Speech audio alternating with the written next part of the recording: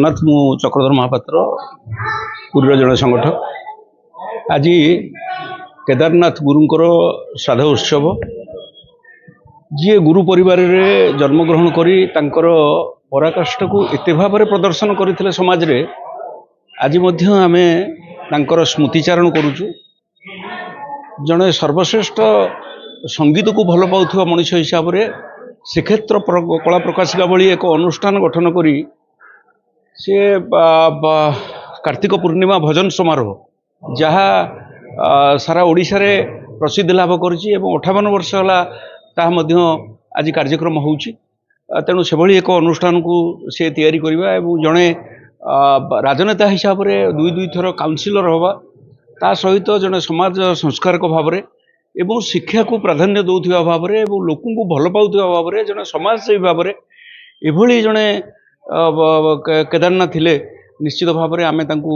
मने पकाउछु एवं लोकों को भल पाइबा जार स्वभाव से निश्चित भाव में लोकों स्मृति रे सबुले रहे। तेणु लोकों स्मृति साउंटुथिबा केदारनाथ आज आम पई मने पड़ती आम पई से जड़े होउचंती निश्चित भाव में पथ प्रदर्शक आमे तांकर पदांक अनुसरण करी आमे निहाती भाव में समस्त चाहूचु से भली जड़े मनीष ए समाज को आसंतु जी समाजर दिग्दर्शन देवे समाज को निज कांधे नेबे एवं समाजर दलित निष्पेषित खटिकिया मेहनतर कथा से शुणिबे। निश्चित भाव में तांकर आत्मा जोठी थाउ आज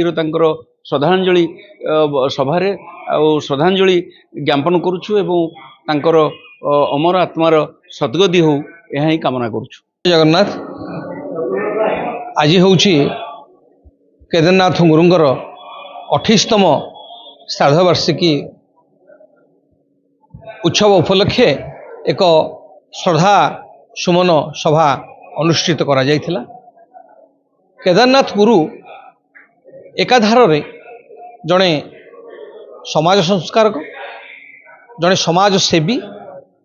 जड़े कुस्तीविद जड़े नेता जड़े राजनेता एवं जड़े अभिनेता थिले।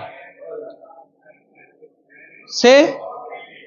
ओडिया सिनेमा जगत रे निज प्रचेष्टार प्राय 3 गोटे सिनेमा करथिले एवं हिंदी सिनेमा प्रथम ओडिया भावे जे कि हिंदी सिनेमा करबा पई निजर धृष्टता देखि सेथरे सफल होइथिले। तांकर एक अनवद्य दान ओडिशा जाति प्रति हेउछि श्रीक्षेत्र कला प्रकाशिका जहाँ आज एक महान बटवृक्ष रे परिणत होइछि। एही श्रीक्षेत्र कला प्रकाशिका माध्यम रे आज ओडिशा रे अनेक भजन शिल्पी प्रतिष्ठा होइसारछंती। आपण माने देखिबे अनूप जलंटांको ठारू आरंभ करी कविता कृष्णमूर्ति पर्यंत समस्ते ई श्रीक्षेत्र कला प्रकाशिका मंच रे आसिकरी तांकर कंठदान करछंती एवं ओडिशा रे आज आपण जो देखुचंती आपण भिकारी बळ कहंतु सळभामा कहंतु बा आमर शांतिलता बारिक कहंतु तांकर जो भजन यात्रा कंठशिल्प भाव में से जो प्रतिष्ठा अर्जन करथिले एई श्रीक्षेत्र कला प्रकाशिका ठारू ही आरंभ करथिले एवं केदारनाथ गुरु मध्य जड़े बहुत दानी भाव में सेतबळे आम समाज रे प्रतिष्ठा अर्जन करथिले एवं जड़े सेवायत समाज रे जड़े माने सेवायत प्रतिहार निजोगर संगठक भाव में मध्य तांकर अनेक गुड़िए अवदान रहिथिला।